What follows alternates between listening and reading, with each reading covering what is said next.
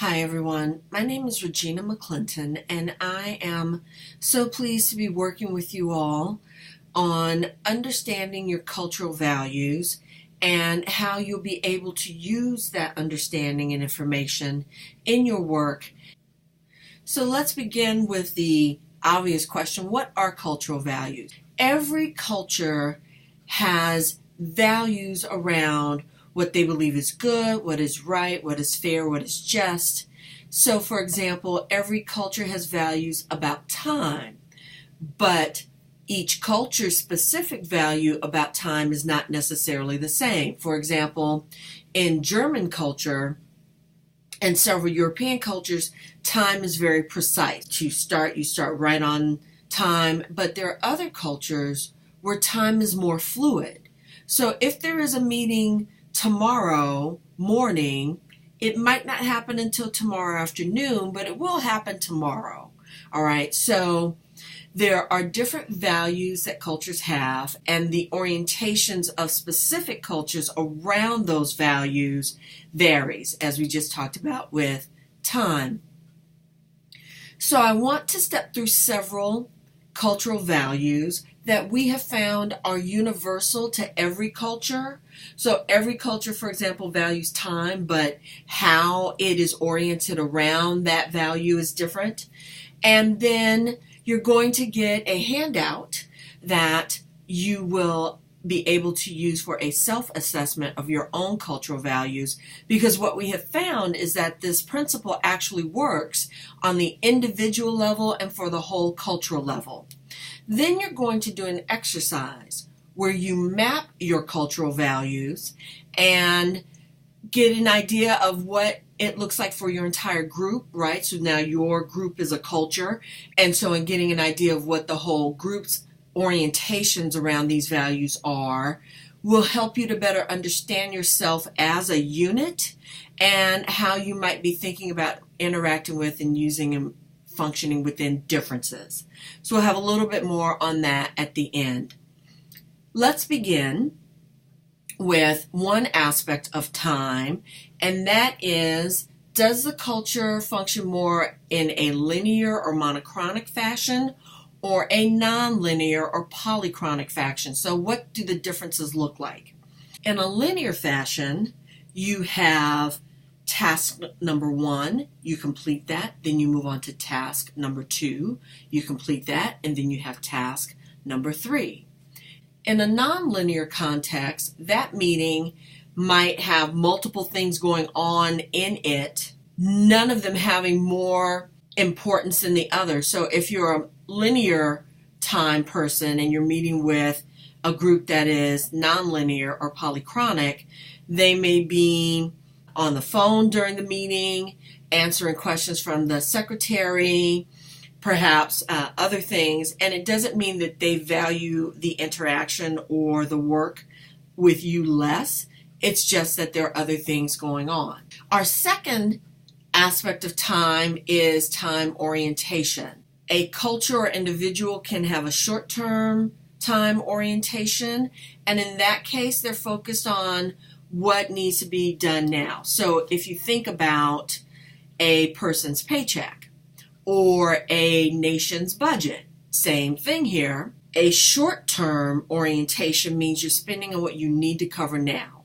A person may be spending their entire check now. We see our government in the United States going into more and more debt, spending on things now. Long-term time orientation, an individual would probably be putting a substantial amount of money into retirement, planning for the long-term needs of that person. In a society, you see it in terms of investing in things like education for the next generation or 2 generations down the road, or infrastructure in that city or state or across the nation. A culture will be oriented in different ways, and it's not always about money, but money's just kind of one of the easier things to talk about. And then keep in mind that these are spectra, right? So there's a end, the short-term end, and the long-term end, and then people are oriented along the spectrum between that. We'll touch on that again at the end. Then we have, is a culture cooperative or competitive? And a cooperative culture believes that you get the best out of people through collaboration and nurturing very supportive comments, right? A competitive culture believes that you get the most through competition. So if there is a project, a cooperative culture would say, well, now we have everybody at the table. How do we as a collaborative unit work to make this happen? In a competitive situation, that might look differently of, I look forward to hearing ideas from each of you, and we're actually going to give a bonus for the best idea, and that'll be the version we'll move forward. Now we have, is a culture neutral or non-expressive, or is it expressive? So in an expressive culture, people communicate very physically. They may touch people when they're talking to them. Very emotional expression in communication. Versus non-expressive, you move away from the emotions. The emotional component is not part of the communication. One of my colleagues used to work in the pharmaceutical industry and was a drug rep, and talked about how in the business world you don't use or express your emotions in communications. And so now that she's doing diversity, equity, and inclusion work, she talked about needing to reconnect to those emotions and bring those to the front, because being more effective in diversity, equity, and inclusion work helps to convey authenticity. Now we have universalism versus particularism, and this is around the rules of the organization or the society. And in a universalistic society or group, the rules are applied equally to everyone, versus particularism in a culture that operates from a particularism perspective. The rules are not applied to everyone. So, for example, people with money may not be subject to the same rules as someone of middle class or lower socioeconomic standing. Gender might be an issue where men have rules applied to them in one way, women have it applied to them in a different way. Next, we have uncertainty avoidance. So, a culture that is comfortable with low certainty avoidance is more flexible and adaptable. They may sort of plan out for 2-3 years what will be happening, and then they're going to revisit it and plan out further. Such a plan would have flexibility. We might need to change this in 6 months, that kind of thing. A high uncertainty avoidance culture would be planning out for 20 to 30 years down the road and stick with that. And so things are more predictable, specific. One great way to think about this is bungee jumping. And so someone who has low uncertainty avoidance is going to go for it. They're just going to get in line. They're going to trust things are okay. They're flexible, adaptable. We're good to go.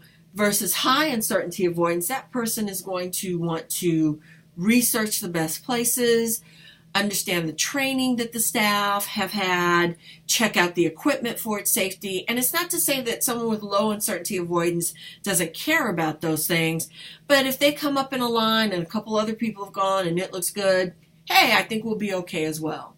Whereas high uncertainty avoidance, that's not enough. We're going to need to do more. So hopefully that gives you a bit more of an idea of how that kind of works. Next, we have power distance. So in low power distance, right, everyone's equal. Everyone in the group is equal. So that means that if you joined a company 6 months ago, your perspective and opinion is as valid as someone who's been there for 20 years. Versus high power distance, that's not going to be the case, right? So in high power distance, you know who leadership is, the head of the organization, the next levels of leadership, let's say middle management, and then the rest of the staff. Versus low power distance, the head of the organization isn't too far removed from the rest of the staff, and so they have easy access to them, and things just sort of operate on this more perhaps informal or perceived informal perspective. One way this shows up is differences in generations. Millennials and younger generations tend to feel that when they come into the workforce, they have ideas, and their ideas are just as valid as the person that's been there 15, 20 years and don't understand why that would be questioned. They tend to have grown up calling adults by their first name. Everybody gets a trophy on the soccer field, right? We're all at equal standing. High power distance, somebody in that soccer game or tournament is going to win and somebody's going to lose, and the losers are coming away without a trophy. So it can be of great value to understand how your organization is oriented around power distance, and then how the individuals in the organization are oriented around power distance to support better interactions and understanding. Next, we have individualism and collectivism. So, does a culture operate on an individualistic orientation where the focus is on the goals and rights of the individual, irregardless of what that might mean for others, or a collectivistic orientation where the needs of the group are more important than the needs of the individual? Next, we have communication context. And so low context or direct, you focus on the actual words that are used, not the context in which the words are given. High context or indirect, you focus on the context in which the communication was given. So my sister had to give me bad news recently, and what happened was she called, and the phone call kind of went like this. Hi, how are you? I said, I'm fine, how are you? She says, I'm good. And then there's silence. Right? So she didn't want to deliver bad news. Now, I'm a really, really direct speaker. So what I have come to understand, she operates in this indirect context. And for me to better understand her, I work to understand what it means to be indirect. So when she was quiet, I quickly recognized that she was wanting to tell me something that was not going to be pleasant. And so I kind of worked my way through that process, and we got to the bad news and we were good. Sometimes if you're a direct speaker, people might think you're rude, but what you're doing is thinking about what's the fastest way to give you information that you need. But if you work in an indirect context, you may find it of value to put more space between your words. On the other side, if you're an indirect speaker and you work in a very direct communication context, you might find it of great value to take some space out between your words and not be concerned about how people are going to take the message, because they just need to know the information. All right, so that concludes our presentation. Next, you're going to get a handout, and you will be using that to determine your own orientations around different values. And then you're going to be presented with a giant sheet of paper that lists out all the different cultural values that we've covered today. And you're going to mark where you are on that giant sheet of paper, and then reflect what it looks like for you all as a group, and what it might mean if you happen to be kind of an outlier or not in the same contingent as everyone else. So I am very excited to be working with you all. I look forward to hearing how this goes, and please feel free to contact me if there's anything else I can do. Thank you.